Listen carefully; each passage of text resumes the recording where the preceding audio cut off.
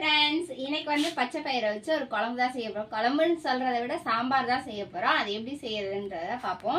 அதுக்கு முன்னாடி நம்ம பச்சை பயிரை வந்து ஒரு 1/4 மணி நேரத்துக்கு முன்னாடி வந்து இந்த மாதிரி ஊற போட்டுறணும். ஊற போட்டுட்டோம் அப்படின்னா நம்மளுக்கு நல்ல வேகிறதுக்கு ஈஸியாக இருக்கும். நம்ம வந்து குக்கரில் தான் செய்ய போகிறோம். இப்போ இந்த பச்சை பயிரை வந்து நம்ம வந்து இந்த இதில் வந்து சேர்த்துக்கலாம். பச்சை பயிர் வேறு, பாசிப்பருப்பு வேறு தனித்தனியாக இருக்கும். நீங்கள் குழம்பீரை வேணாம். இப்போ இது எல்லாத்தையுமே வந்து உள்ளே சேர்த்திக்கலாம்.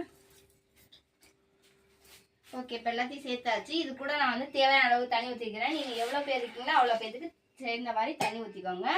இதில் வந்து ஒரு 1/2 ஸ்பூன் அளவுக்கு வந்து ஜீரகம் சேர்த்துக்கிறேன்.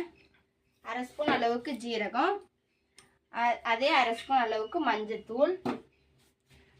இது கூட வந்து ஒரு பச்சை மிளகாய், ஒரு 4 பூண்டு பல், ஒரு பெரிய சைஸ் வெங்காயம், அதே பெரிய சைஸ் அளவுக்கு தக்காளி. இப்போ இது எல்லாத்தையுமே சேர்த்து நம்ம வந்து மூடி போட்டுடலாம்.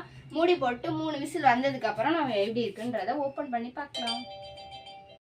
இப்போ 3 விசில் வந்து நல்லா குழஞ்சிருக்குன்னு நினைக்கிறேன். இப்போ நம்ம வந்து வடை சட்டி வச்சுக்கலாம். இதில் வந்து 1 ஸ்பூன் அளவுக்கு எண்ணெய் வந்து விட்டுக்கலாம். இப்போ லைட்டாக தாளிச்சுக்கலாம். தாளிச்சா தான் டேஸ்ட்டாக இருக்கும்.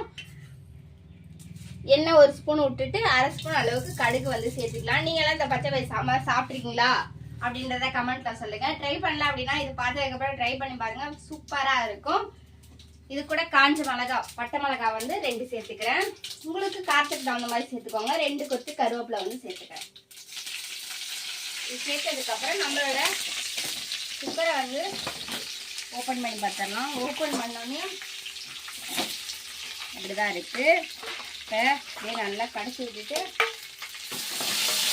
இதில் வந்து சேர்த்துக்கலாம். அவ்வளோதான், நம்மளோட பச்சை பயிர் சாம்பார் சூப்பராக ரெடி ஆயிடுச்சு. ஸோ கண்டிப்பாக நீங்களும் ட்ரை பண்ணி பாருங்கள். இதில் வந்து உப்பு நம்ம சேர்க்கல. இப்போ வந்து 1 ஸ்பூன் அளவுக்கு உப்பு முதல்ல சேர்த்துறாதீங்க. உப்பு சேர்த்துட்டீங்க அப்படின்னா அது வந்து ஒழுங்காக வேவாது. பாதி தான் வேகும், அப்புறம் வேகாது. அதனால் இப்போ வந்து 1 ஸ்பூன் அளவுக்கு உப்பு போட்டு நம்ம கலக்கி இனிமேல் சாப்பாட்டில் ஊற்றி சாப்பிட்டோம்னா டேஸ்ட்டாக இருக்கும். ஸோ கண்டிப்பாக நீங்களும் ட்ரை பண்ணி பாருங்க. ட்ரை பண்ணி பார்த்து எப்படி இருந்துச்சுன்றதை கமெண்ட்டில் ஷேர் பண்ணுங்கள். ஓகே, பாய்.